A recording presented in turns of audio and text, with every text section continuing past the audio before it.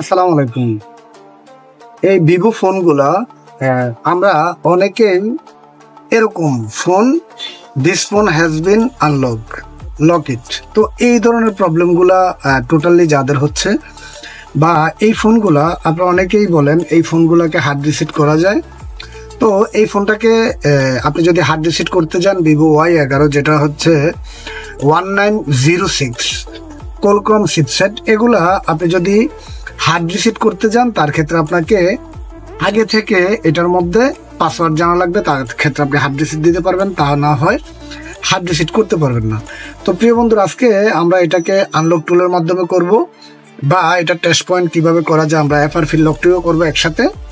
তো আমি টোটালি এখান থেকে ফোনটাকে ফার্স্ট টাইম হচ্ছে আমরা এখান থেকে টেস্ট পয়েন্টটা বের করবো। তো টেস্ট পয়েন্টটা আমাদের এই জায়গায় থাকে। আমি আপনাদেরকে অনেকেরকে আমি এর আগেও বলেছি টেস্ট পয়েন্টগুলো এখানে থাকে।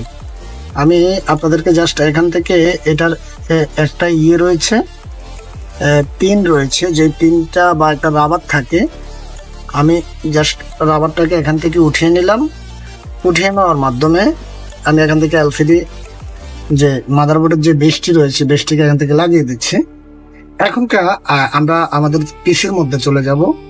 আমি আপনাদেরকে যেমনটা দেখিয়েছিলাম, দেখুন এখান থেকে এই দুইটা টেস্ট পয়েন্ট আমাদের। হ্যাঁ, তো আমরা এর মধ্যে খুবই ভালো একটা টুইজারের মাধ্যমে একটা টুইজার নেব।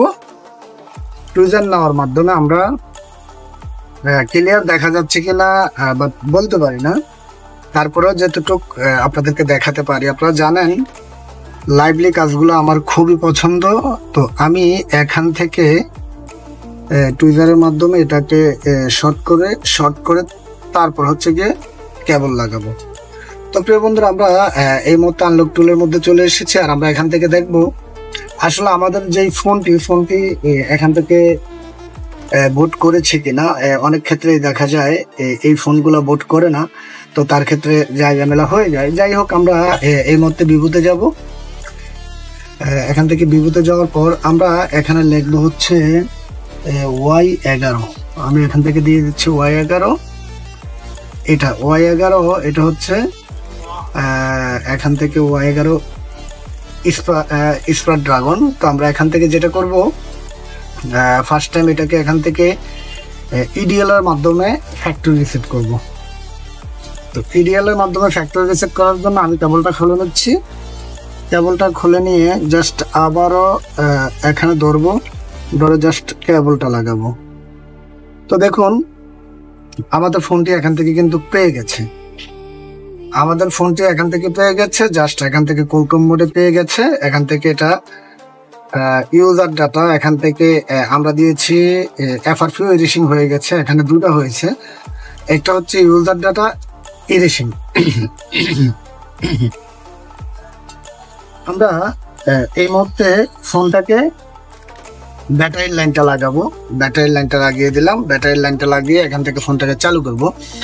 তো প্রিয় বন্ধুরা, আপনারা যারা দেশ বিদেশ থেকে বা বিভিন্ন জায়গা থেকে যারা iCloud বাইপাস করতে চাচ্ছেন, iCloud সিরিয়াল নাম্বার অ্যাক্টিভেশন করতে চাচ্ছেন, বিভিন্ন টুল পারচেস করতে চাচ্ছেন, বিভিন্ন টুলের ক্রেডিট পারচেস করতে চাচ্ছেন, আপনারা খুব সহজে আমাদের মাধ্যমে আপনারা সকল প্রকার টুল অ্যাক্টিভেশন, সকল প্রকার টুলের ক্রেডিট, তাছাড়া অনলাইন সাপোর্ট, রিমোটিং সাপোর্ট, এই সকল প্রকার কাজের সহযোগিতাগুলো আপনারা আমাদের থেকে পেয়ে যাবেন। আপনারা জানেন দীর্ঘদিন যাবৎ আমি এই ধরনের কাজগুলোই করে আসতেছি বা আপনাদেরকে হেল্পফুল যে কাজগুলো হয় এগুলাই করতেছি। তো প্রিয় বন্ধুরা, এখান থেকে আমাদের ফোনটি টোটালি কমপ্লিট হয়ে গিয়েছে। আমরা এই মুহূর্তে জাস্ট এখান থেকে ইরেজ অল দেব, তার ক্ষেত্রে আমাদের কাজটি কমপ্লিট হয়ে যাবে। তো সবাই ভালো থাকবেন, সুস্থ থাকবেন। আসসালামু আলাইকুম।